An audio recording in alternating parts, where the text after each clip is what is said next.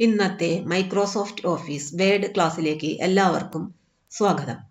ഇന്ന് നമുക്ക് വാട്ടർമാർക്ക് എന്താണെന്ന് പഠിക്കാം.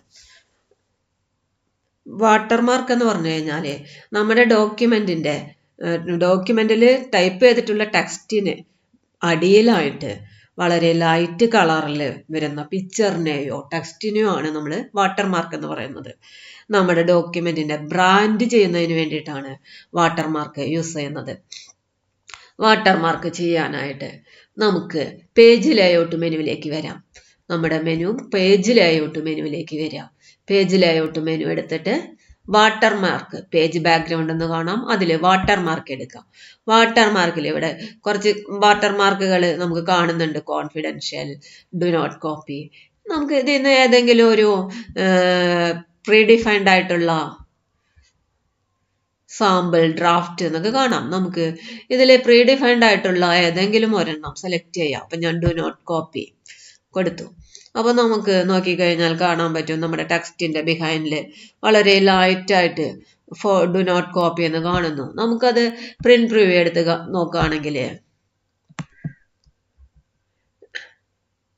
പ്രിന്റ് എടുക്കുമ്പോഴും പ്രിവ്യൂ എടുത്ത് നോക്കിയാൽ മതി. അപ്പോൾ അതാ നമുക്കത് കുറച്ചുകൂടെ നന്നായിട്ട് കാണാനായിട്ട് പറ്റും.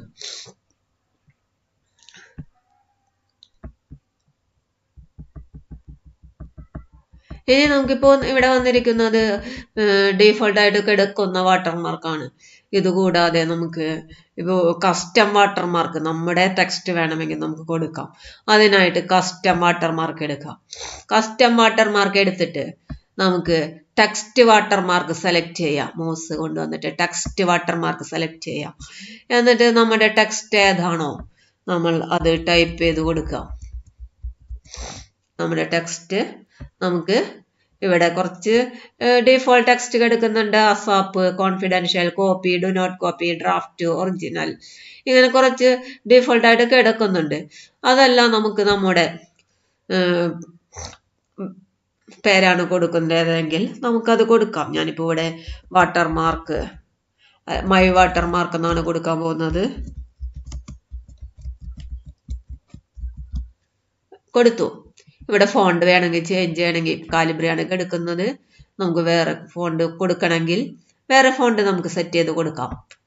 അതുപോലെ തന്നെ സൈസ് ഓട്ടോ ആണ് എടുക്കുന്നത്. നമുക്ക് സൈസ് 40, 44, 48 എത്ര വേണ്ടതെന്ന് വെച്ചാൽ അത് കൊടുക്കാം.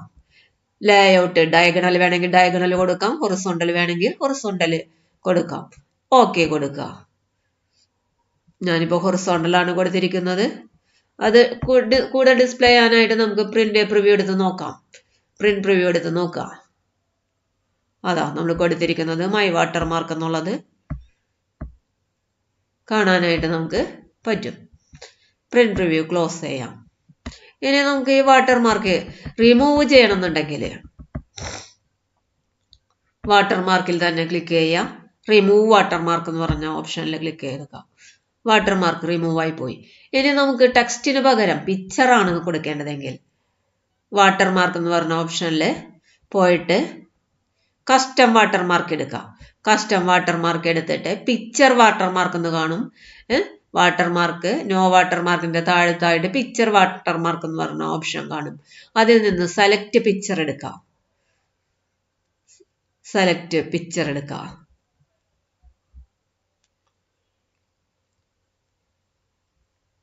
നമ്മുടെ പിക്ചർ സെലക്ട് ചെയ്തിട്ട്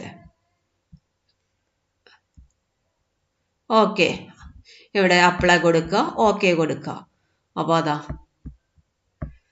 നമ്മൾ കൊടുത്ത പിക്ചർ വാട്ടർമാർക്കായിട്ട് വന്നിരിക്കുന്നത് കാണാം. പ്രിന്റ് പ്രിവ്യൂ എടുത്ത് നോക്കിക്കഴിഞ്ഞാൽ ക്ലിയർ ആയിട്ട് നമുക്ക് അത് കാണാനായിട്ട് പറ്റും. പ്രിന്റ് പ്രിവ്യൂ നമുക്ക് ക്ലോസ് ചെയ്ത് നോർമൽ വ്യൂവിലേക്ക് വരാം. വാട്ടർമാർക്ക് ഓഫ് ആക്കാനായിട്ട് റിമൂവ് വാട്ടർമാർക്ക് എടുക്കാം. നമുക്ക് ഇതിന് പകരം ഈ കസ്റ്റം വാട്ടർമാർക്ക് തന്നെ എടുത്തിട്ട് ഈ പിക്ചർ വാട്ടർമാർക്കിൽ നമുക്ക് പിക്ചറിന് പകരം നമുക്ക്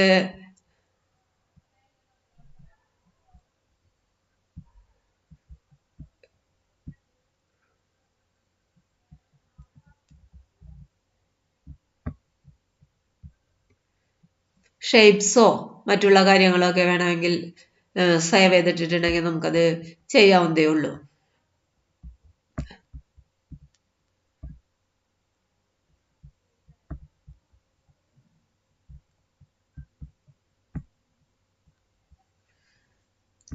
റിമൂവ് ചെയ്യാനായിട്ട് നമ്മൾ വാട്ടർമാർക്കിൽ തന്നെ പോയിട്ട് റിമൂവ് വാട്ടർമാർക്ക് ഇട്ട് കൊടുക്കാം. ഇത്രയാണ് നമുക്ക് വാട്ടർമാർക്ക് പഠിക്കാൻ വരുന്നത്. ഇന്നത്തെ ക്ലാസ് നമുക്കിവിടെ അവസാനിപ്പിക്കാം.